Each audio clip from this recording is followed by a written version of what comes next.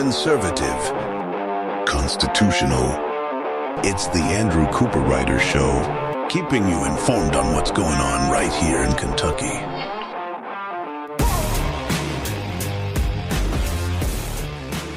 And welcome everybody to the Andrew Cooperrider Show. Happy Monday, an amazing Monday before us. Now, those of you who've been keeping up with the show will know that I've been talking about this red flag gun law, Car Crisis Aversion Rights Retention Act, a bill that is being considered here in our Kentucky Legislature, our so-called conservative majority that would allow a judge, simply because they were asked by law enforcement, to pull you, to drag you in front of them, to demand you defend your right to own a firearm, not because you committed a crime, not because you're going to commit a crime, not because you've been accused of anything like violent assault, because there's an emergency protective order against you, nothing like that, simply because law enforcement decides that they don't want you to have guns anymore.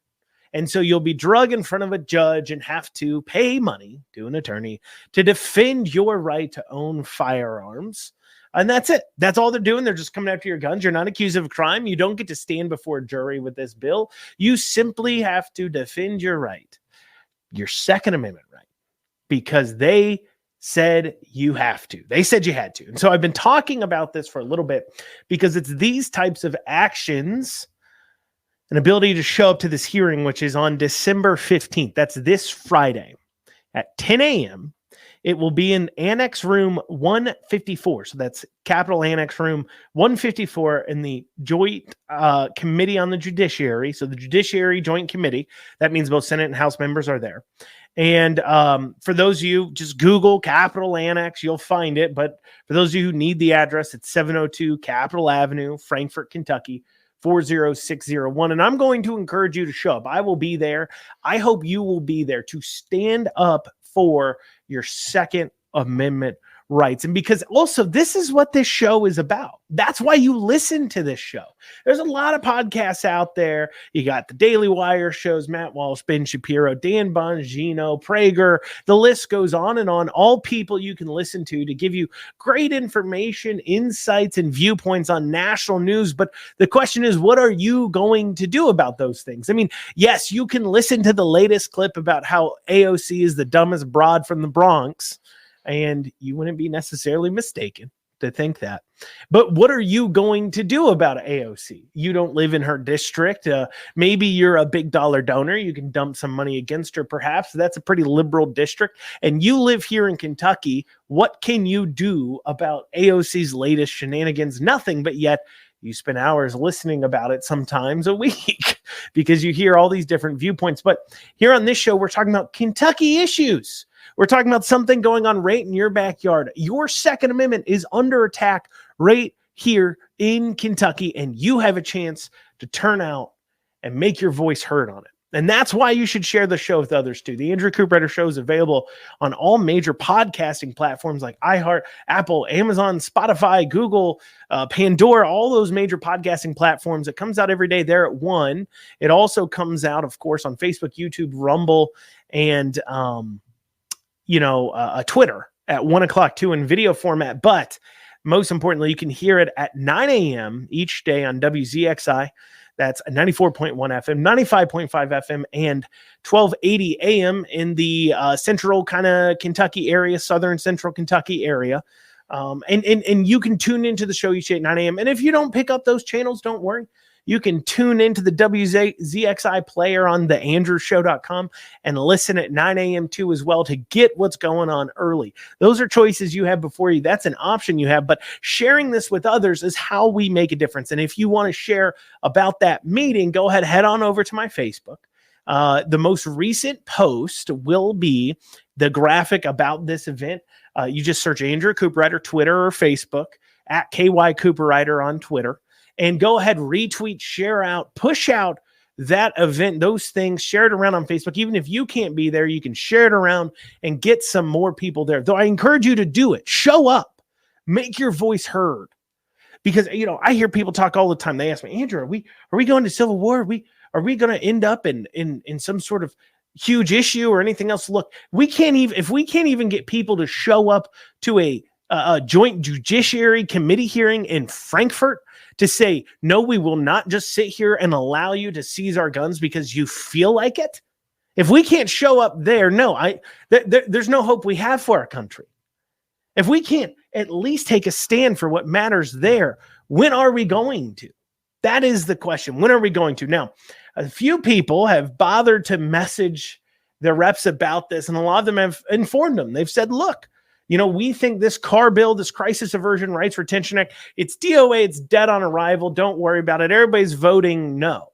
Well, I've got a few questions for you. One, do you honestly believe that? Because this is getting a Senate hearing. That's a first step in passing the bill. And sometimes it takes years, but they work and work and work on this bill to continue to push it forward. A red flag law didn't get a hearing last year, did it? But yet this year, here we go. Got our red flag hearing. So that's part of the concern. Don't take them if this is dead on arrival. Don't worry about it. I don't trust you. But also at the same time, this is what I'd be demanding of your representatives and your senators. I'd say, one, if they're on the committee, the Judiciary Committee, vote no, obviously. Then two, if you're not, show up too and make sure they know you're against it.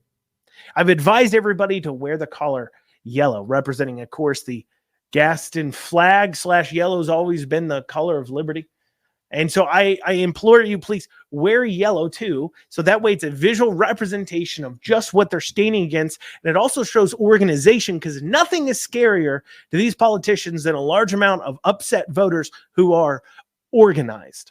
So tell your legislators, show up to the meeting then. If you're not on the committee, show up, wear yellow to show you will be voting no.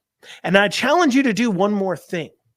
If you remember last year, a few of our representatives, Felicia Rayborn, Josh Calloway in the House, got removed off their committees because they dared to stand up to leadership to push forward what would become a very conservative bill, Senate Bill 150, something everybody takes parades and victory laps on. It is only so strong and conservative because people like Josh Calloway and Felicia Rayborn took a stand against it, and they were rewarded by our so-called conservative leadership by being removed off their committees for fighting for conservative values.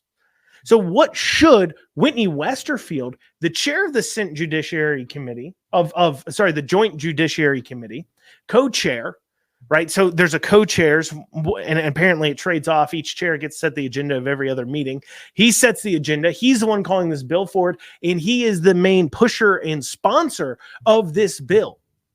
When are your legislators going to call for him to be removed off the committee as chair, at least, if not be removed off it completely? We had legislators in the House for doing conservative things being removed off committees. When is somebody for standing against the very conservative, supposedly DOA? All these legislators now are having to supposedly just deal with this because Whitney put this bill forward. Well, when is he going to be punished for it?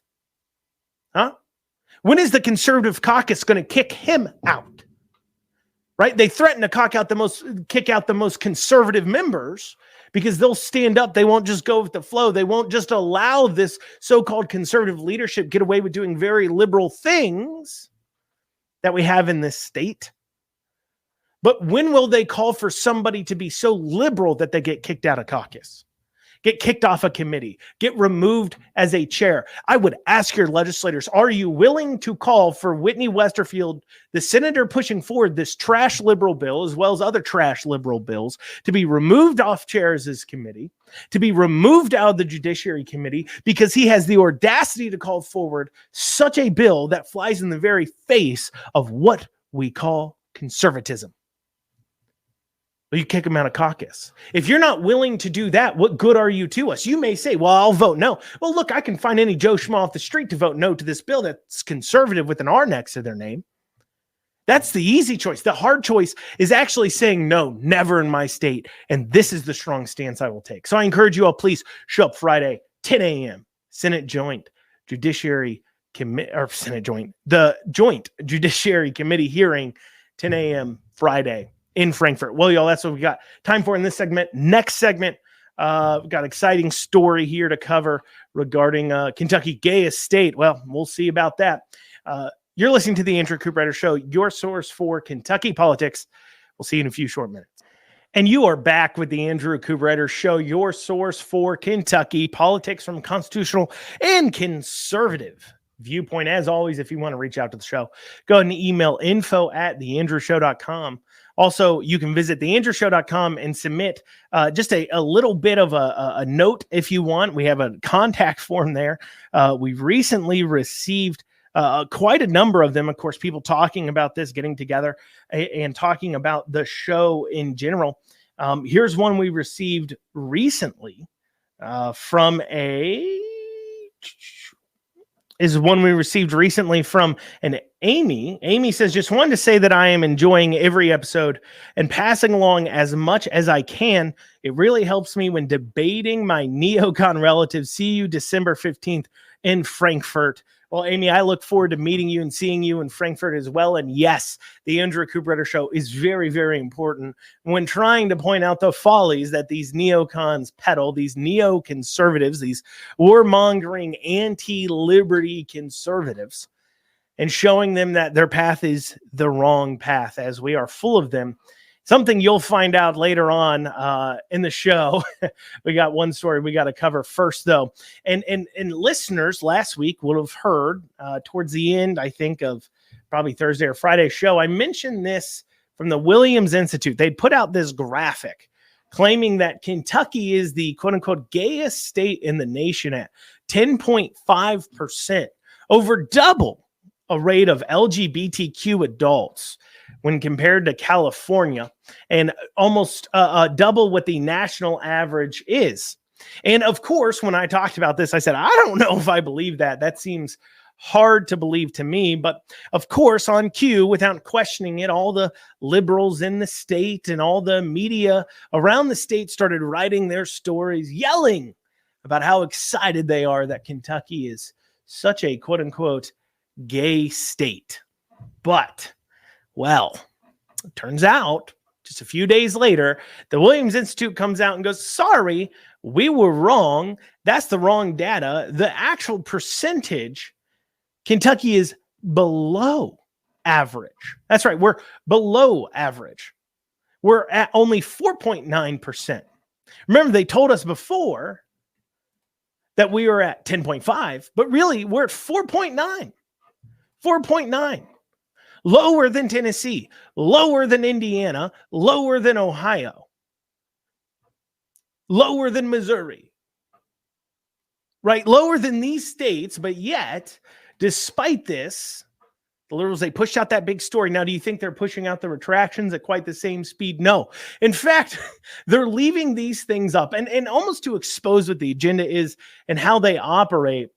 There was this hilarious op-ed, and I caught it when he first posted it and Courier Journal first put it out, of course, by returning idiot Big Gay Willie. Willie Carver, former teacher of the year, who's now gay activist and opinion contributor at the Courier Journal, issued out this wonderful story. Now, I don't expect much facts from a guy who once wrote an opinion article about how we need to worry about the private Christian schools who are indoctrinating kids into Christianity, as if that was a serious story. But he did post this, and this story here, which still exists. He didn't take it down. After the data, literally, the data was over 100% wrong. I'm not just saying that's 100% wrong is like a euphemism. No, literally, even if you doubled the percentage of Kentucky, increased it by 100%, it's still not the number they originally said. So you'd think an actual journalist or a newspaper that cares about facts, or somebody who wrote an opinion piece that based upon stats that turn out to be 100% false, would just take the article down, but that's not the case. Instead, he decided to leave up his article, which is quite ridiculous. And so let's go into this article, see what he said here, and I'll take some excerpts and see what turns out. So first, something from the op-ed here. Let's take the story of Kentuckians. This is from Big Gay Willie. He says, let's take the story of Kentuckians that may take for granted. Unsophisticated, racist, homophobic conservatives, small towns and backwoods filled with Pentecostals and Baptists Let's compare this to the typical story of Californians, LGBTQ activists, vegans, smug, and liberals. Well, first, they are Big Gay Willie. The stereotype of Kentucky that you put forward is not the stereotype I put forward. I don't sit here saying Kentucky's full of racist, unsophisticated, homophobic conservatives. That is a stereotype you believe in your own mind. Literally over half of Kentucky doesn't believe they're that, and probably over half the nation doesn't believe that Kentucky's full of a bunch of unsophisticated, racist, homophobic conservatives, because half the nation about is themselves conservatives. So this is just a stereotype that liberals have of Kentucky. But Big Gay Willie goes on to say the Kentucky stereotypes supposedly don't match up reality. Now, this is what this used to say. Okay, so they had to change this article when the stats came out and they realized, oh no, we're super duper duper wrong. So this is what it used to say when he thought the data was different. So what it says is what it used to say is the Kentucky stereotypes don't match reality. On Thursday, the Kentucky story was blown up by reality, as the UCLA's Williams Institute released a study showing that on average 5.6% of Americans identify as LGBTQ and fully 10.5% of Kentuckians do. Not only almost double the national average, but the highest average of any other state, double the rate of California. So what did he change it to? Did he just delete that section? Did he say, well, never mind, the data doesn't fit my preconceived notions that I wish to be true? Because that's the real thing. Why did they all fall for something that was so quite obviously false? Because they wanted it to be true. We'll go over why in a second. So this is what it was changed to. The Kentucky stereotypes don't match reality. On Thursday, the Kentucky story was blown up by reality. Well, it wasn't, actually, but anyways, as the UCLA's Williams Institute released a study, showing that on average 5.6% of Americans identify as LGBTQ and fully 4.9% of Kentuckians do. That number is higher than some surrounding states, and only within 0.2% of California's average. Statistically speaking, Kentucky is just as queer as California. First off, do you really believe Kentucky's average is below the national average? Let me ask you, do you really believe that? Of course not. You shouldn't believe it. And remember, he says higher than some surrounding states. So going back to the graphic, the only state it's now higher than at 4.9% is West Virginia and Illinois. West Virginia and Illinois. That's the only two. If you really count Illinois, which just kind of barely touches the tail end there. Otherwise, the more conservative, farther south state, Tennessee, is much, much higher, of course. Another, quote unquote, as the liberals would say, anti-gay state. Now, what did this really do? Why did they do this? This whole thing. Now, let's first talk about these percentages of LGBTQ identifying adults. They say fully 5%. This is already gets a bit dicey and skewed, because when you start talking about what is LGBT, what is Q, what is queer, who identifies as LGBT, it gets a little dicey, because the LGBTQ squad have a long list of sexualities that would qualify you as identifying as LGBTQ while actually not being gay at all, not being into anything weird or opposite sex or anything deviating from the normal, the average, necessarily. And one of those terms is something called asexuality, which is the lack of sexual attraction to others or low or absent interests in or desire for sexual activity. So a part of the LGBTQ long list of whatevers is asexual, which simply means you don't supposedly have as much interest in any gender. It simply means you have a low drive, or it could mean that, because remember, this is self-identifying. A person can say they aren't all that interested in other people and physical contact, claim they barely engage in it, while in actuality, they actually have behaved normally And they just, for some reason, are perceiving that. Maybe they're looking at this culture that pushes this sex on people all the time. And actually, they just behave normally, but their perception is that they somehow are different than others. And another identity also in the LGBTQ whatever is demisexuality, which is a sexual orientation where people who identify as demisexual only feel sexual attraction to someone after they've formed a strong emotional bond with them. So it doesn't require you like the opposite sex or anything else. You could be straight as an arrow and say, I'm demisexual, because you say, look, I don't like engaging in, interactions with people in a physical sense until I've formed an emotional bond with them, which many people would just call normal. Actuality, that just sounds like the Christian ideal of waiting till marriage before engaging in physical contact, because you need to form that emotional connection first.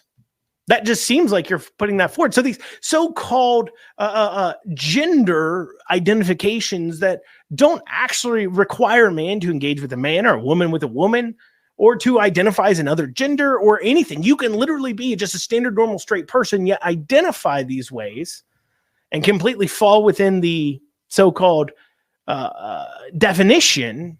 And people would do that just so they could be special in some way. Straight liberals identifying these ways so they can feel special. That already throws off this narrative. But why do they push this narrative so much? Why is this being pushed forward? Well, we'll be covering that after this short break. You're listening to the Andrew Cooperrider Show, your source for Kentucky politics. As always, want to reach out to the show, just email info@theandrewshow.com. Once again, that's info@theandrewshow.com. We'll be back after this short break. And you are back with the Andrew Cooperrider Show. Before the break, we were going over Willie Carver, Big Gay Willie's op-ed that was based upon this Williams Institute data, which turned out to be 100% wrong for Kentucky. And instead of taking it down, he changed some things within it, but kept the same conclusion that Kentucky's a super gay state. And of course, all conservatives are bad. And so why would they continue to push this out there? Why isn't there as much attention paid to the retraction as there is to the original story and data? Well, it doesn't take a genius scientist to realize that this trend in increasing LGBTQ ideology is the subject of social engineering. Are people born gay? Perhaps. People can be born with all kinds of genetic mutations. And it is a genetic mutation if you're born that way. After all, people say they're born this way. You know, I'm just saying that if people are, quote unquote, born with something with sexuality other than straight, it's clearly a genetic mutation then, because it's moving away from the norm or the standard. And we know that being straight is the norm or the standard and what you should be born with genetically, because every single thing about our DNA shapes us in order to continue, one, the species, and two, for our survival.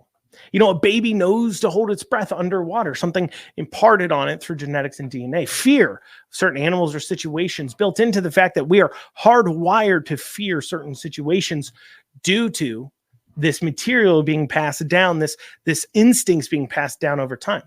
You know, what the vast majority of men find physically attractive body-wise in women is based upon attributes that are best situated for bearing children. The chemicals released after childbirth to make a woman forget the excruciating pain she just went through in order to encourage her to have more children in the future. We are all hardwired through natural body functions and built for continuing this species. We're built that way. Therefore, people are born gay. Well, over time, we would actually see these numbers decrease and not increase because, of course, hereditary genetic mutations, this specific one would be bred out of the gene pool because, well, gay people can't have kids unless they engage in some kind of purchasing of a woman's body or a man's material. In fact, recent unspeakable, we can't talk about it, peer-reviewed studies have proven that the vast majority of sexuality differences from straight or gender identities are not because they're born this way, but because of the environment they're brought up in. But they don't want you to talk about that. Because evidence of this as evidence of this kind of social engineering, we recently see California has passed a law saying that you can't have boys and girls toy sections because that would now eliminate harmful gender stereotypes. So get rid of boys and girls toys because that's harmful gender stereotypes. Odd, of course, because the entire LGBTQ transgender thought process is based entirely on gender stereotypes. I mean, if you've ever heard these parents of so-called transgender kids on TV, these 7-year-old boys or girls that they claim somehow are now different genders, what do they point to? What do they say is the reason behind that? Well, they say, oh, this boy, he always liked dresses and Barbie dolls and wasn't into boys' toys. We could tell very early on. Well, apparently those parents of these transgender kids can no longer claim that in California because there's no longer boys and girls toy sections. I guess their claim of satanic ritualization on children being driven by toy selection will no longer be an acceptable excuse because, well, boys and girl toys just don't exist anymore, according to California law. Here's my point. After the data was severely disproven, did they take the big gay mistake op-ed down? Did they take Willie's op-ed down? No, of course not. They edited the parts that talked about the data, but kept the same conclusions and talking points, something you can't do or shouldn't be able to do when you have data that is based upon an article wrote on data that is 100% wrong, because none of this was ever about the data. It was always about not wanting to look at yourself in a mirror and say, you know, maybe something is wrong with me. Maybe I need to change something. I mean, look, we all have our own struggles and temptations. I get it. And it's good to have a gut check sometimes and look at yourself in the mirror and say, maybe I shouldn't be this way. But the LGBTQ mob is much like a fat person who wants all their skinny friends to eat McDonald's in order to make themselves feel better. Just in this case, the LGBTQ mob wants you to sacrifice children to make themselves feel better. You know, children, because perhaps, well, they haven't gotten their common sense about them yet. And we can shape them into believing crazy ideas like mental health care means chopping off your genitalia and taking drugs for the rest of your life. And so what if it destroys some of these kids' lives? At least Big Gay Willie can feel better about his own self-destructive existence. Well, big news from the Republican Party over the weekend. They elected a new state chair in Kentucky, a Robert Benvenuti, former state house rep, former member of Ernie Fletcher's administration, and out goes Mac Brown. But on his way out, Mac Brown, of course, had to give another interview to the West WEKU radio, basically the NPR radio. You know, the other day somebody asked, you know, why don't liberals really have a talk radio station? I said, you fool, they do. It's NPR, and it's paid for by your tax dollars. You know, the conservatives have a talk radio station that can stand on its own. But, you know, liberals, of course, they need your tax money because, well, nobody would want to actually listen to their dribble all day long and they're complaining. So, of course, the taxpayers have to subsidize it. But anyways, what do I know? But putting that to the side, Mac Brown gave this interview on the way out. We're going to break it down. We're going to listen to some parts of this here. First, we're going to start off. He gets asked about Beshear. And in his response about Beshear, he says something telling about just what he thinks about what Beshear did in office, specifically the COVID lockdowns. Let's take a listen to what Mac Brown, former Kentucky Party chairman, just moved out, just left this past Saturday. Let's see what this Republican leader says about Beshear's lockdowns. Take a listen. In Kentucky with the floods and dealing with that. He was in Western Kentucky when the tornado happened. I think he made some mistakes during the COVID period, but I mean, they weren't so damning that it was going to kick him out. I think he made some mistakes during the COVID era, but they weren't so damning that they were going to kick him out. That's a funny way of paraphrasing violating our Constitution on a regular basis, something the federal government ruled against him on a whole bunch of times. See, Mac Brown sits there, he's talking about Andy Beshear, why he won re-election, And he tells us part of the reason why he won re-election, because people like Mac Brown would characterize violating the Constitution, shutting down thousands of small businesses that no longer exist, putting half of Kentucky's workforce out of work on unemployment, causing a massive spike in drug use and overdose and teen suicide, while force vaccinating massive amounts of the population, pushing forward the National Guard to go work at private hospitals. So then those private hospitals can turn around and fire their nursing staff that refuse to get the vaccine. All those things were just a few missteps, a few mistakes. Anybody could have done it. It was just a few mistakes. And that line of process out of so-called conservatives like Mac Brown is exactly why, part of the reason why Andy Beshear won. Because Republican leaders in this state, like Mac Brown, didn't even really believe that his constitutional violations were that big of a deal. We know that, of course, because they had the opportunity to impeach him with an impeachment inquiry, and they didn't even bother to fully investigate it. No, instead, they decided not to do so. It's no wonder why the Kentucky people didn't resonate to your messaging when you don't even believe it yourself, Mac Brown. You don't even believe it yourself. But there's a lot more he said. He touched on a lot more things in this. He touched on McConnell, division and infighting, LGBTQ issues, so on and so forth. And we'll be going over the rest of his interview after this break we're coming up on. You're listening to the Andrew Cooperrider Show, your source for Kentucky politics from a constitutional and conservative viewpoint. As always, if you want to reach out to the show, feel free to email info@theandrewshow.com. Once again, that's info, the word info, at theandrewshow.com. And we'll see you here after this short break. And you are back with the Andrew Cooperrider Show. For the break, we're going over Mac Brown's interview on NPR.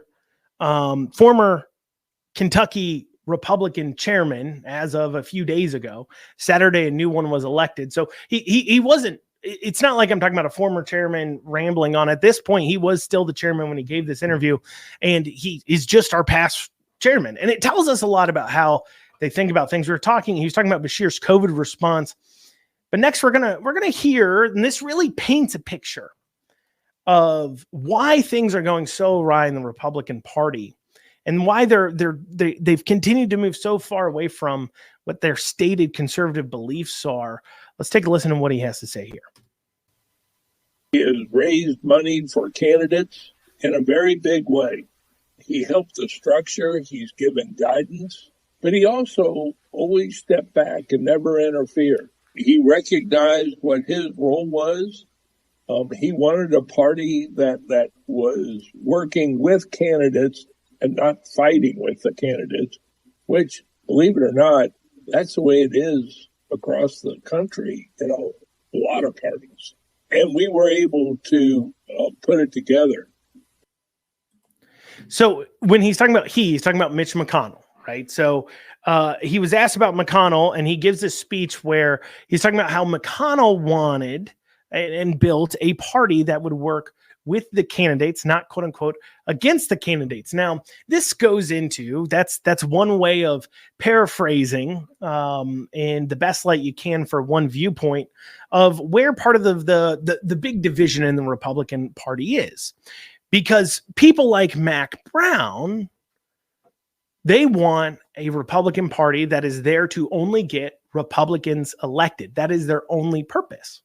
And other people, such as myself, the quote-unquote conservative Republicans in the Republican Party, what we want is a party whose main job is to forward and protect the Republican Party platform. Now, what this means is Mac Brown's talking about there about parties fighting candidates or people currently in office. What he's pointing out is that he believes it is not the Republican Party's job to protect their platform. Now, if you think it is, then that requires you at times as a party to call out candidates that you know are not conservative. They don't hold conservative views. They've just thrown an R next to their name, and they're trying to co-opt the goodwill, quote unquote, or the platform or what people think Republicans are supposed to stand for their own gain.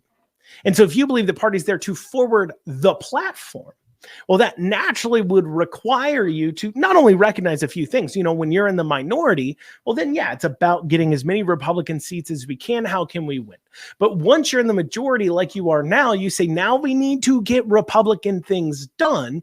And if you have an R next to your name and you're stopping us from achieving conservative things, you need to go. And it is the party's job, in my belief, to point that out because they have a platform. That is what's supposed to hold them together.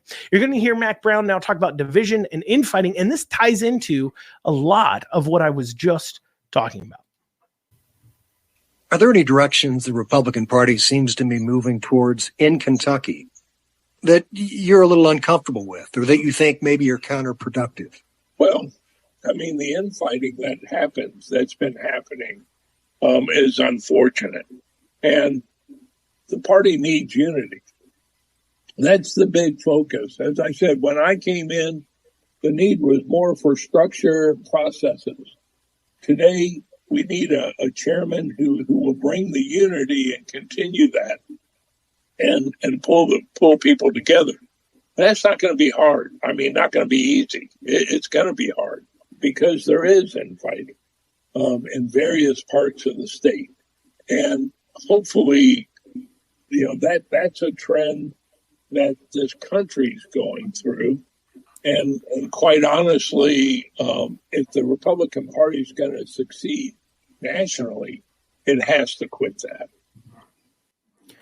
And so Mac Brown's talking about, he hits upon something important that should tell him why there's so much, quote unquote, disunity, in his opinion, in the Republican Party. He points out that there is division, great division in America. And the reason why the Republican Party has division here in Kentucky is the same reason why America has great division. There is no central idea that unites them, because you have people like Mac Brown that say, look, we just need to serve all candidates. Not saying we need to push forward the Republican Party platform, because that platform, those ideals, and there'll be examples where Mac Brown completely deviates from the platform here coming up in what he says, right? But those ideals are what should unite people. At the national level in America, there are supposed to be general ideas, American patriotism, ingenuity, right? Meritocracy, sorry. Those types of things are supposed to be what unites our country together, regardless of party, central ideas. America's the greatest nation, right? But no longer does that exist anymore. Judeo-Christian values used to unite the nation. No longer does that exist anymore. And in the same way that you have no central tenet uniting the country, when people like Mac Brown believe the party's just there to support anybody who throws an R next to their name, regardless of what their actual beliefs are, then you have no central belief to create unity within the party. What are you uniting behind? This is now just team red shirt versus team blue shirt. That's it.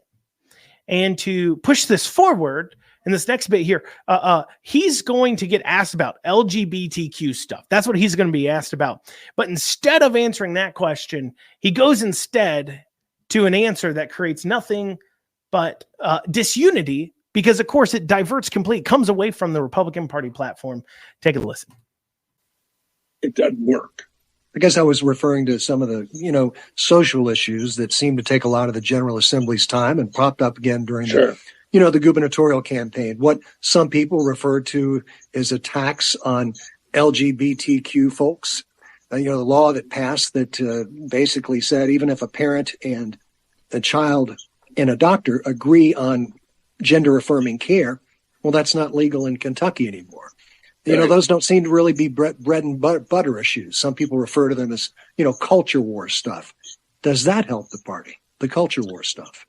I think it depends on the issue. For example, Daniel's campaign was hurt because of abortion. The party needs to approve the exceptions of abortion. And, you've got to get in sync with the people.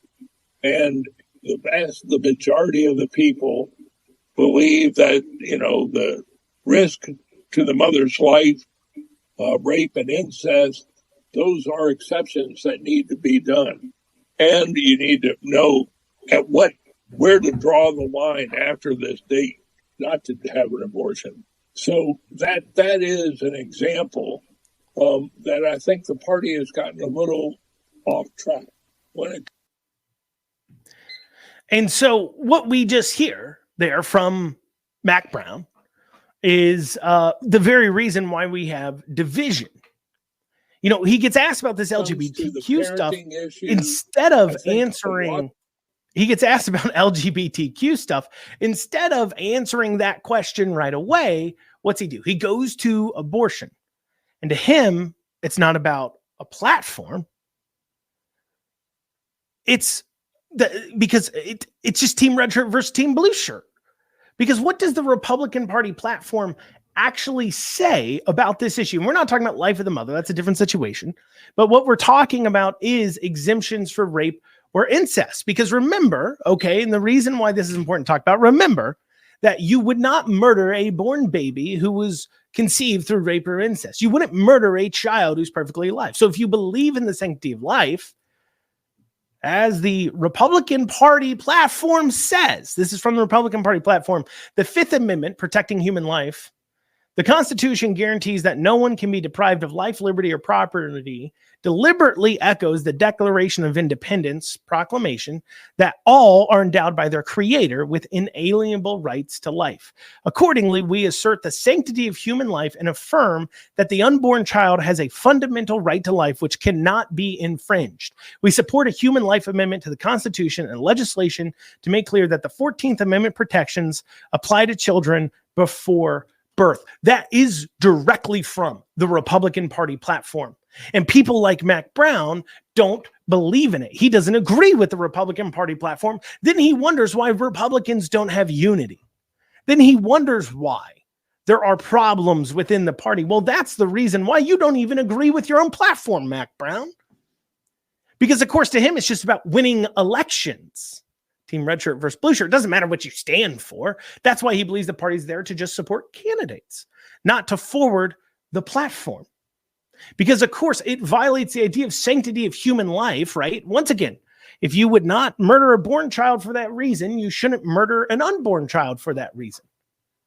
That's the entire premise behind why Republicans are against exemptions. But that is not something, or should be at least, if you prescribe to the platform, but that is not something that Mac Brown agrees with. So therefore, well, let's just cast that aside. We just need to change that because we gotta get in step, with the voters, because the party doesn't stand for anything other than winning elections, like a sports team. That's what a sports team's there for, just to go ahead and win games. And that's how Mac Brown views it, and that is why there's so much division. He does talk about Trump in this interview, but we don't got time to cover that. I'll cover that tomorrow, so that gives you a reason to tune in tomorrow, right? But anyways, you're listening to the Andrew Cooperrider Show. It's been great talking to you all today. Thank you for tuning. Thank you for listening. We'll see you tomorrow, 9 a.m. on WZXI, 1 o'clock everywhere else. Have a great rest of your Monday.